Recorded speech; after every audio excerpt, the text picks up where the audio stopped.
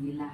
Alhamdulillah, sebelumnya kami berterima kasih sama Ibu sudah meluangkan waktunya untuk berdiskusi tentang seputaran permasalahan yang mungkin nanti akan kita berdiskusi tentang permasalahan yang pernah Ibu alami selama Ibu menjadi pemimpin di sekolah ini. Sebelum memulai diskusinya, mungkin kami perkenalan diri dulu. Saya sendiri Elsie Yolita, CGP Angkatan 8 dari SMA 1 Ramadan. Kemudian rekan saya Ibu Rita Novrianti dari SMA 1 Batu Sangkar. Satu lagi Ibu Sri Novia Rahmi dari SMA Muhammadiyah. Nah, maksud dan tujuan kami melakukan diskusi bersama Ibu di sini itu untuk pemenuhan tugas demonstrasi kontekstual modul 3.1 tentang pengambilan keputusan berbasis nilai-nilai. Mungkin langsung saja ya Bu. Selama Ibu menjadi pimpinan di sekolah ini, kira-kira permasalahan apa yang pernah Ibu alami yang cukup pelik rasanya dalam mengambil suatu keputusan sebagai seorang pemimpin? Baiklah, Bu Elsie, Bu Ita dan Bu Ini, terima kasih. Kami dijadikan sebagai bahan praktik lah bagi tugas ini ya, berbagi praktik ya, berbagi praktik di sekolah kita ini untuk pemenuhan tugas JGP-nya. Dari pertanyaan Ibu Elsie, berarti permasalahan mungkin ya yang berhubungan dengan etika dilema yang pernah mungkin kita alami itu adalah pengambilan keputusan untuk meninggalkan kelas dari murid kita yang ada di sekolah ini dalam rapat kenaikan kelas di sekolah. Jadi ini merupakan suatu pengambilan keputusan yang berhubungan dengan banyak hal, dari banyak sisi yang harus dipertimbangkan untuk bisa meninggalkan seorang murid itu tinggal kelas itu. Jadi pas dilemanya ini pas kita menentukan apakah siswa ini naik atau kita tinggalkan. Jadi dari kasus ini bagaimana Ibu mengidentifikasi ini apakah termasuk kepada dilema etika, apa ini rujukan moral gitu? Iya. Jadi untuk membedakannya tentu bisa kita lihat dari alasan pembuatan keputusannya itu. Jadi jika ada alasan yang masuk akal, ini bisa kita masukkan ke dilema etika. Mungkin itu jadi alasan kita dalam pengambilan keputusan apakah ini masuk ke dilema etika dilema atau rujukan moral seperti itu. Jadi dalam pengambilan keputusan di sekolah, terutama untuk kasus-kasus di mana dua kepentingan ini yang sama-sama benar. Misalnya dalam pengambilan, kalau seandainya anak ini kita tinggalkan, kebenarannya seperti ini. Kalau seandainya anak ini kita naikkan, ini kebenarannya. Jadi bagaimana Ibu dalam mengambil keputusannya itu gitu? Dalam mengambil keputusannya ini yang sudah dilaksanakan yaitu dengan melakukan musyawarah dengan seluruh guru yang ada di sekolah ini, termasuk unsur pimpinan kan yang ada di depan dalam memimpin rapat. Jadi apa permasalahan yang ada pada anak ini kita rinci, kita evaluasi secara bersama-sama dengan guru BK, dengan ibu bapak walasnya, kemudian kita musyawarahkan. Kita minta masukan dari semua guru, termasuk wali kelas dan guru BK-nya, bagaimana solusi untuk pemecahan masalah anak ini. Jadi kalau seandainya nilainya kurang dari KKM, bagaimana bisa meski nilainya kurang dari KKM, apakah bisa kita bantu untuk kenaikan kelas, karena memutuskan suatu keputusan untuk anak tinggal kelas ini itu kan yang menjadi dilema bagi kita. Itu sebuah kasus yang rasanya yang kita angkat tadi kan seperti itu. Jadi berdasarkan apa yang Ibu jelaskan tadi, jadi untuk mengambil suatu langkah keputusan itu kita melibatkan beberapa pihak terkait ya Bu. Iya. Contohnya seperti yang Ibu sampaikan tadi ada unsur pimpinan, guru BK, wali kelas, kemudian mungkin guru mata pelajaran dan juga guru-guru lain mungkin yang keseharian bertemu juga dengan anak ini di sekolah gitu kan, meski tidak mengajar juga di kelasnya. Kemudian dari beberapa yang Ibu sampaikan tadi, kira-kira hal apa saja yang sudah dianggap efektif dalam pengambilan keputusan? Tadi salah satunya kan Ibu mengambil keputusan, sebelum mengambil keputusan melakukan diskusi atau melibatkan beberapa orang pimpinan. Nah, dari hal-hal tersebut, hal apa yang sudah efektif rasanya gitu? Hal-hal yang kita anggap efektif untuk masalah ini, yang pertama, jika ini sudah terjadi, tentu kita memutuskan secara bersama apa keputusan yang akan kita ambil, solusi-solusinya. Namun menurut saya yang lebih efektif itu adalah pencegahannya. Jadi sebelum kasus ini terjadi, kita sampaikan ke semua guru mata pelajaran kita berupaya jangan terjadi lagi kasus seperti ini. Kita upayakan dengan contohnya kalau di sekolah kita ini itu adalah kartu kendali tadi. Jadi masing-masing anak diberikan kartu kendali, di mana di dalam kartu kendali itu ada sebanyak 14 mapel mereka dengan yang mereka pelajari di kelas masing-masing. Jadi kalau ada 14 mapel kelas 12, 16 mapel kelas 10, itu dimana di dalam kartu kendali itu kalau mereka sudah lengkap mengerjakan tugas dan UH-nya maka dikasih paraf. Nah, sehingganya mereka kalau sudah lengkap tugasnya, UH-nya sebelum ujian MIT ini misalnya. Nah, sebelum ujian MIT harus lengkap dulu tugas dan UH. Nanti minta paraf sama guru mapelnya.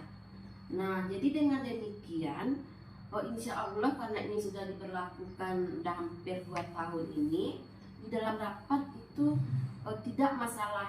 tidak menjadi masalah berat lagi. Jadi pencegahannya itu yang saya utamakan kepada guru-guru, menyampaikannya bagaimana solusi ini kita cegah biar jangan muncul seperti ini. Jadi sehingga nanti pas rapat nggak muncul lagi. Tapi kalau muncul juga 1-2 orang anak, ini yang kita carikan solusi bersama-sama, kita putuskan bersama-sama apa yang terbaik untuk siswa ini dengan keadaan yang sudah dilaluinya ke belakang selama proses pembelajaran. Jadi selain dari berdiskusi dengan pihak terkait tadi, langkah-langkah yang ditempuh itu pengadaan kartu kendali. Iya. Jadi dari langkah-langkah tersebut dan yang efektifnya ini kartu kendali ya. Iya. Jadi dengan adanya kartu kendali sehingga meminimalisir siswa untuk tugasnya itu kosong ya Bu. Sehingga nanti tidak ada masalah pas kenaikan kelas. Jadi tidak terlalu banyak lagi keadaan nanti satu-satu ya Bu ya. Iya, jadi kita cegah dulu sebelum muncul. Jadi itu yang langkah yang sudah efektif ya Bu dilaksanakan. Iya, rasanya yang sudah kami laksanakan seperti itu.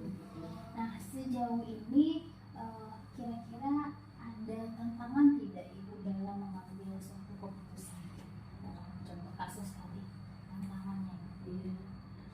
Tentu ada. Jadi dalam mengambil keputusan banyak tantangan. Yang pertama misalnya ada sama jawaban dari semua guru, artinya sama pandangan guru terhadap siswa ini. Jadi misalnya kita kan punya kasus tadi nih, anak ini mau kita naikkan atau kita tinggalkan. Jadi yang pertama itu tantangannya dari pendapat-pendapat guru ini yang tidak sama. Hanya mungkin satu guru memojokkan siswa ini karena mungkin di mapel dia sendiri dia yang begitu bermasalah. Jadi dia membawa mapel lain untuk bisa mengikut ke mata pelajarannya, sedangkan di mapel lain anak ini aman-aman saja. Nah, jadi itu kita memberikan masukan, pengertian, saran, dan memberikan arahan kepada guru ini bahwa kita itu mengambil keputusan itu tidak hanya bisa dilihat dari satu sisi saja. Jadi mungkin itu tantangan mungkin yang di kasus ini yang pernah kita rasakan dalam pengambilan keputusannya. Kemudian juga bisa juga tantangan dari orang tua dengan adanya kartu kendali. Jadi dengan adanya kartu kendali ini kita kan sudah komitmen, kita sudah sosialisasi nih ke orang tua sudah, ke siswa sudah, apalagi kita yang bersama di dalam yang menentukannya. Nah, terkadang kita sudah punya satu kesepakatan kalau tidak lengkap tanda tangan di kartu kendalinya, anak ini tidak boleh ikut ujian. Nah, ada juga kasus seperti sekarang ini juga nih, orang tua yang tidak bisa menerima seperti itu. Jadi dia tetap, Bu, mohon juga lah anak saya bisa ikut ujian, padahal memang anaknya itu agak rumit lah permasalahannya, yang misalkan tidak masuk-masuk, tidak bertugas. Nah, ini yang kita carikan juga solusinya ini masalah sebelum ujian. Jadi kita panggil orang tuanya, kita duduk bersama dengan orang tuanya di BK menjelaskan keadaan anaknya di sekolah, sehingga kita motivasi anaknya untuk tetap mengejar tugas yang belum dikerjakan, untuk tetap rajin ke sekolah sehingga bisa mengikuti ujian dan naik kelas nantinya. Nah, tadi seperti yang Ibu sampaikan, salah satunya tadi ada orang tuanya yang kurang menerima dan dia meminta supaya gimana anaknya bisa tetap naik kelas. Nah, tadi Ibu sudah menyampaikan juga beberapa prosedur yang ditempuhnya. Apakah Ibu ini menyiapkan jadwal khusus atau langsung ditangani saat itu juga? Kalau untuk kasus, seandainya ada kasus itu langsung. Jadi kalau kasus ini kita kan nggak tahu kapan munculnya. Ada kasus yang hadir ke sekolah dan ada muncul, itu langsung kita tindak lanjuti di saat itu juga.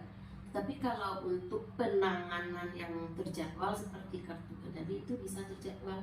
Jadi misalnya sebelum kita ujian MIT ini kan sudah terjadwal. Nanti sebelum MIT anak-anak semua melengkapi kartu kendalinya untuk mengontrol keadaan tugas dan UH sebelumnya. Juga nanti sebelum ujian semester. Nah, itu kan bisa terjadwal. Tapi kalau ada kasus-kasus yang contohnya seperti ini, anaknya memang ada mendadak saja tidak lengkap tugasnya, kita selesaikan, tentu tidak ada jadwal. Kita langsung saja memanggil orang tuanya, menyampaikan hal-hal yang berkaitan dengan permasalahan orang tuanya. Jadi ada yang terjadwal, ada juga yang tidak. Kalau untuk kartu kendali bisa dikatakan terjadwal ya, karena sebelum MIT dan sebelum ujian semester kita sudah mengarahkan anak untuk melengkapi kartu kendali. Tapi ini kan kartu kendali ini adalah penyelesaian masalah untuk kasus kita tadi. Ya, berarti nanti tergantung permasalahannya. Iya, yang muncul.